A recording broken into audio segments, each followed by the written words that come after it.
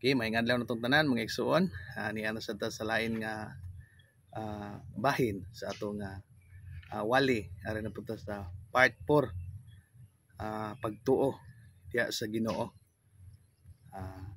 Aron na ta mga igsoon sa ditsuta dirita sa kuan nato kini og pagtulunan kining pagtuo diya sa babay nga katong babay dito sa panahon ni Jesus Christ. Itong issue sa babay nga 12 ka tuig nga nagsigig talinugo nga wa gyud ayo-ayo kanang mabasa din ha sa Marcos 5 22 ngadto sa 34 nga atong basahon mga igsoon unya atong paminawon unya atong kuhaan og pagpamalandong para makuha natong pagtulunan. Basahan nato diri sa Marcos 5 22 ngadto sa 34 nagaingon diri mga igsoon. Ari lang ta mo dito sa 25 ngadto sa 34 naingon diri sa Biblia. Marcos 5:25 ngadto sa 34 kay taas ni. Nagingon diri akong basahon. Og usa ka babayi nga gitalinog-an sulod sa napulo og duha na katuig ug nagantos sa daghang mga butang sa daghang mga mananambal ug nahurot ang tanan niyang kahimtang ug wala maayo kun dili misamot hinuon.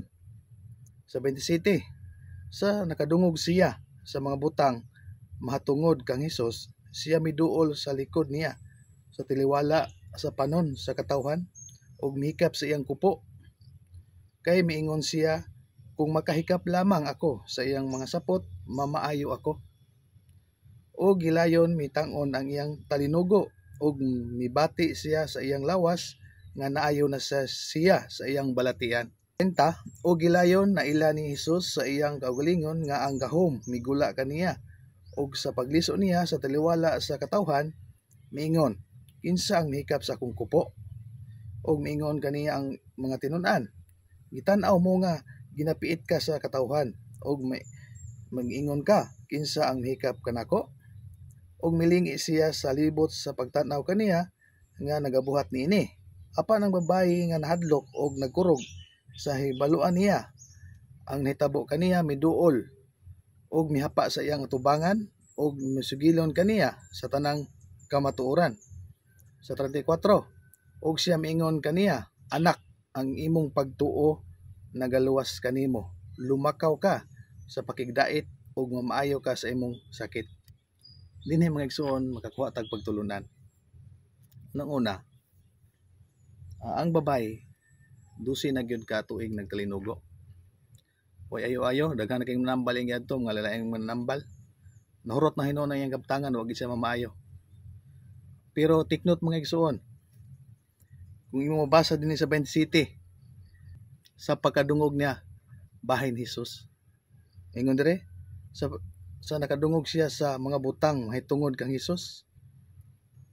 So sa pagkadungog niya mahitungod ni Kristo, nintuo siya mga igsoon mahitungod ni Kristo. Mao na sa atong pagsugod gi sa video sa part 1 nga diha sa Roma 10:17 nga ang pagtuo maabot pinaagi sa madungog mahitungod kang Kristo sa mga pulong gikan ni Kristo. So mao ni mga igsoon dinhi karon ang babae mituo siya mahitungod kang Kristo ug karon sa pagdiha nga mituo na siya mahitungod ni Kristo, mituo siya nga mamaayo siya.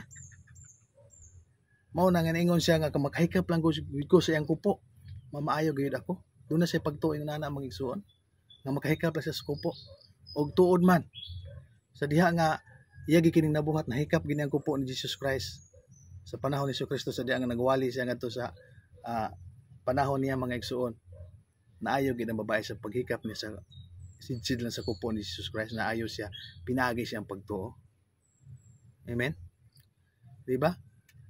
Ug mao na sa 34 nabasa nato nga ningon din si Jesus Christ, ang imong pagtuo mo ay nagaluwas kanimo og naayo ka na sa imong sakit.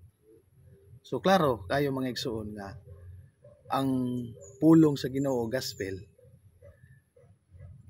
kung maminaw ta mga igsoon, ya maabot na to ang pagtugikan sa gospel gikan sa mga pulong sa Ginoo, maluwas ka unya mamaayo ka kung doon na kay balatian pinaagi sa imong pagtuo. So makakuha tag pagtulunan sa babae nga issue sa babae nga nagtalinugo sa 12 years na mga igsoon, 5 kanang 12 ka tuig wa ayo-ayo. Bisag kinsa nang nanambal gyudto, bisag kinsa nang doktora ang gyudto pero wa gid siya mamaayo. Pero sa diha nga iya doon na siya pagtuo mga igsoon na naayos nga may tungod ni Jesus Christ, nakadungog sa may tungod ni Jesus Christ na ayo gid siya iyang pagtuo. Mao na nga dili ang pagtuo ni Jesus Christ may nakaayo niya, di mga so kung dili ang nakaayo niya mao gid ang iyang pagtuo. Sa iyang faith, iyang pagtuo nga naa sa iyang kaugalingon mga igsoon, mao ay nakaayo niya. So mao na nga ang pagtuo diya mga igsoon, madungo makuha nimo ni pinagi sa pulong may tungod ni Kristo, unya maluwas ka nya kuno na pud kay balatian mga igsoon, pinaagi lang gid imong pagtuo mamaayo ka, pinaagi sa hugot nimong pagtuo. So mao na mga igsoon ang ato karon nga video diri sa part 4 pagtuo diha sa Ginoo. Unya atangi lang gid mga igsoon ang sunod ng mga video pag inato. Nya gikan sa part 1 nga hantod karon sa part 4 hantod sa unahan mga igsoon natangi lang atong video, sundi lang gid niyo para makasabtan gid niyo kung unsa gid ang mga pagtuo mahitungod ngadto sa Ginoo mga igsoon. Nya daghang kay salamat. Ang Ginoo magauban kanatong tanan. Praise God, hallelujah.